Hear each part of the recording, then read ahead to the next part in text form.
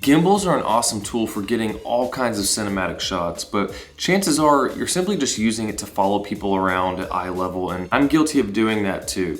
So I'm going to show you 5 gimbal tricks you can do with your gimbal along with this GIMBOOM that Manfrotto sent me to try out that'll take your filmmaking to the next level. And to prove it, I'll show you how I used each of these techniques for a 50-second sequence at the end of the video. So be sure to let me know down in the comments if you've tried any of these or if you have ideas for any other techniques you could use it for.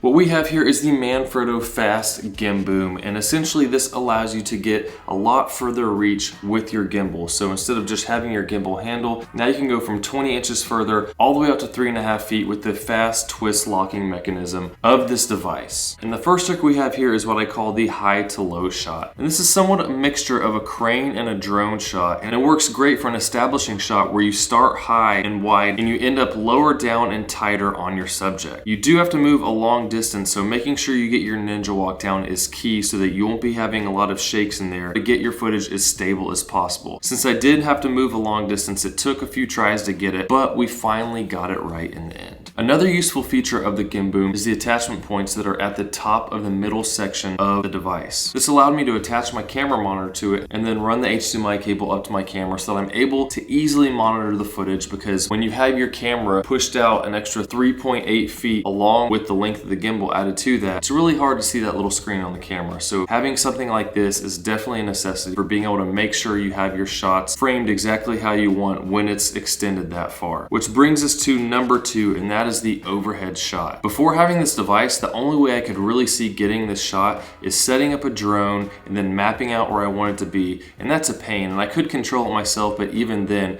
it's hard to get a consistent movement with the drone along with how fast someone's walking to follow them around. Whereas with this, I can extend the camera out where I want. It's going to be nice and stable, not jittery because it's on a gimbal, and then simply follow my subject along as we did in this shot. Plus, the cameras you're going to get on most drones are not going to be as high quality as something like my FX3 that I'm using for all of these shots. And so I'm able to now get this unique angle added to my sequence without the need to set up a drone shot, as well as trying to match the footage. And the load capacity of the GIMBOOM is 14.3 pounds, so I wasn't scared to hook up my $6,000 camera rig and hold it 4 feet out over my roof. Now number 3, we come to the low angle shot. Now this isn't necessarily something new. I've done this many times with my gimbals and other feature films and live events that I've done, but this makes it much simpler. And the reason is you have a lot less stress on your back because you're not having to bend over really far, because gimbal handles really aren't that long. So with this, you can extend it as far out as you need, get the angle that you want, especially if you have that camera monitor hooked up, and it makes this extremely simple. Another benefit is that with it being extended further out in front of you, you don't have to focus so much looking at the ground. You can also watch your subject more out of the corner of your eye to make sure that you're gauging your speed along with the subject speed the same. Keep a good distance without slowing down or speeding up. And speaking of less stress on your back, the carbon fiber frame really helped out a lot with reducing the weight and fatigue when operating it in this mode. And as we can see on the GIMBOOM itself, it says fast because you can easily rotate it, extend it quickly to the level you need, and fix it back. So once you get it down there, if you want a little further, you can make really fast, quick adjustments to get it just where you want without having to unlatch and relatch a lot of different parts like on a tripod. And number 4, we come to the slider, and more specifically using a slider in difficult places. Now this is a shot that I probably wouldn't have even thought to try doing alone before having this tool to use. I mean, perhaps I could have figured out a way that I could attach my camera to something and I'd be on one side of the car and hand it off to someone on the other side of the car and probably be really shaky during the process and hard to pull off and make it look really good. Now it is difficult when it's fully extended to hold it out through the car the way I did in this shot, but we only did it a few times. I figured out the speed I wanted to get it just right, and it's really impressive how a simple tool like this allows you to pull off a difficult shot like this all on your own. Finally, we come to number 5, which is the low to high shot, and this is mimicking a jib shot with more flexibility of movement. You'll see gives you almost drone-like footage, and this is really good for the ending of a sequence as someone is moving away, because the upward movement you get from this jib-like movement adds another layer to the shot that wouldn't feel nearly the same if the camera just stayed put at eye level. So now let's take a look at the full sequence using only the gimbal and the GIMBOOM.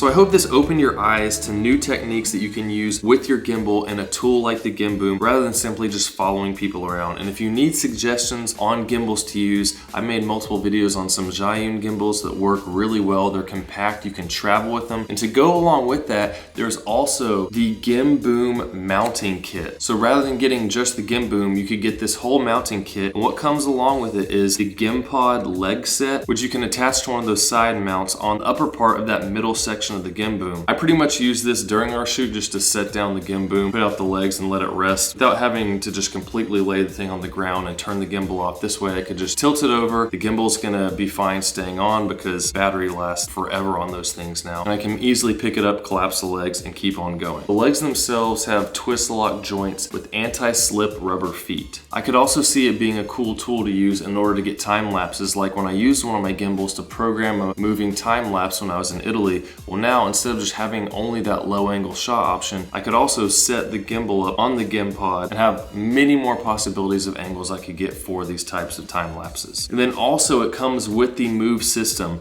and I made a whole video on this system, which is really beneficial because rather than getting multiple tripod heads like I used to for all my equipment, so you take the base and you put it on everything like your tripods, your monopods, whatever you want to mount your different devices to, and then you put the Move plate on the bottom of things like your gimbals and your tripod heads, and you can use that one tripod head or gimbal and mount it on all of your various devices. So now, rather than having to twist in your gimbal into the GIMPOD, well, if you have the Move system on there, you can have the base in your gimbal and you could stick it straight into there, tighten it, and you're good to go. You could pop it off, move it over to a tripod, move it over to a slider, whatever you want. There's all kinds of possibilities of combinations. And this set comes with a 15-degree offset leveling plate, which allows whatever you attach to have a level head, since the GIMPOD itself is angled some when you're using those GIMPOD feet. But if you have any other questions on this device, post them down in the comments and I'll try to help you out the best I can there. If this video was helpful, please hit that like button and subscribe for more, because I have a lot of videos helping you to learn techniques to make you a better filmmaker, from just knowing how to use your camera with settings like shutter speed, aperture, ISO, how all that affects your videos, to learning things like lighting and framing and what type of camera movements you should use in various situations. There's a ton on the channel to help you out, so be sure to check those things out, and I will see you guys in the next one.